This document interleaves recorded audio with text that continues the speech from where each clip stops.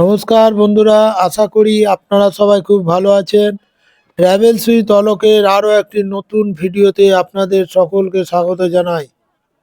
আজ আমরা স্বামী নিগমানন্দ সরস্বতী দেব প্রবর্তিত 111তম সার্বভৌম ভক্ত সম্মেলন উপলক্ষে আটলা শ্রী শ্রী বামদেবের স্মৃতি মন্দিরের প্রধান সেবায়িত শ্রী অনুপ ব্যানার্জির মুখে স্বামী নিগমানন্দ সরস্বতী দেবের জীবন কাহিনী শুনব।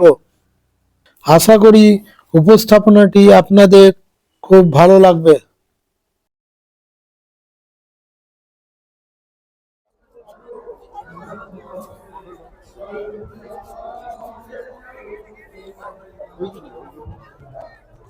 স্বামী নিগমানন্দ সরস্বতী আজ সাধক বাবা খাবার জন্মস্থানে বামদেবের পরম শিষ্য স্বামী নিগমানন্দ সরস্বতীর এক সাধু সম্মেলনের আয়োজন হয়েছে।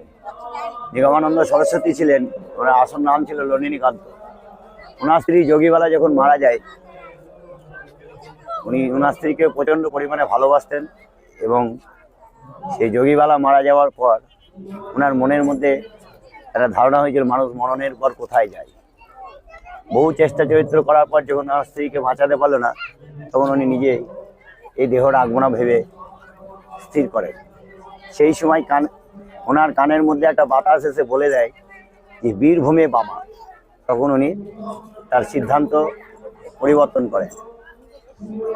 উনি বারবার রাতে স্বপ্ন দেখেন যে এই বীরভূমের বামা। এই করতে করতে স্বামী নিগমানন্দ সরস্বতী হে প্রভু, মানুষ মরণের পর কোথায় যায়? কেউ সঠিক উত্তর না পাওয়ায় তিনি বেনারসের একটা ঘাটে গিয়ে উপস্থিত হয়। সেই বেনারসের ঘাটে প্রত্যেক দিন রামায়ণ পাঠ হয় এবং ছদ্মবেশে স্বয়ং হনুমান, পবনপুত্র হনুমান সেই রামায়ণ শুনতে আসে।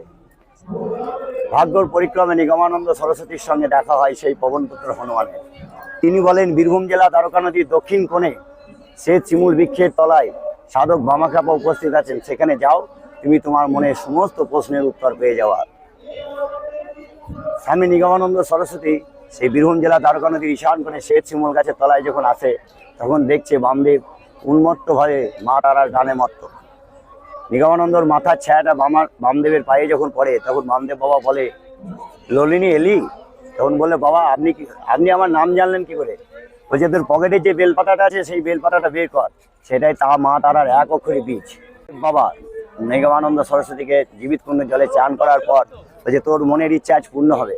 স্বয়ং মা তারাকে তার স্ত্রী রূপে এসে আগমন করেন। তারা মা স্বয়ং নিগমানন্দ স্ত্রী রূপে এসে ওনার সামনে সাক্ষাৎ করেন। তখন মা তারাকে তার স্ত্রী রূপে দেখে তার স্ত্রীর প্রতি যে মোহ ছিল সেটা কেটে যায়। তো বলে, মা আমি আর আমার স্ত্রীকে দেখতে চাই না, আমি তোমার সেই রূপ দেখি। তখন বলে, আমার ওই করালবদনম রূপ তো সহ্য করতে পারবে না। মা তারা তার নিজের রূপে নিগমানন্দ সরস্বতীকে দর্শন দেয়, কিন্তু মায়ের ওই করালবদনম ঘোরাং মুক্ত কেশী চতুর্ভুজাং রূপ দেখে স্বামী নিগমানন্দ অজ্ঞান হয়ে পড়েন। তখন জ্ঞান ফিরে দেখে যে বামদেবের কোলে উনি শুয়ে আছেন।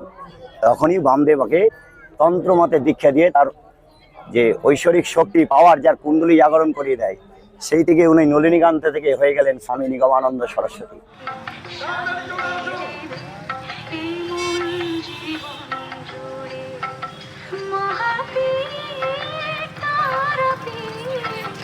মহাপীর